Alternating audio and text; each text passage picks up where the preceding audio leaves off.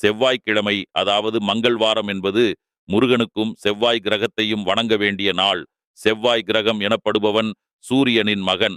அது வீரத்தையும் உற்சாகத்தையும் கோபத்தையும் மன உறுதியையும் பிரதிநிதித்துவப்படுத்துகிறது.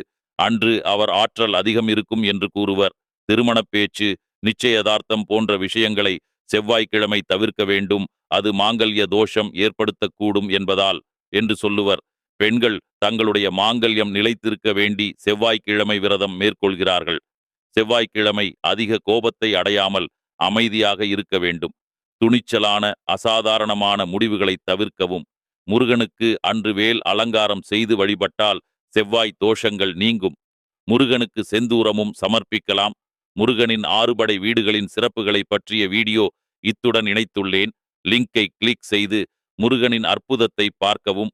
வீடியோவை லைக் செய்து முருகா சரணம் என்று கமெண்டில் பதிவு செய்து முருகன் அருள் பெறவும். ஆன்மீக புரிதலில் ஹலோ சந்திரன்.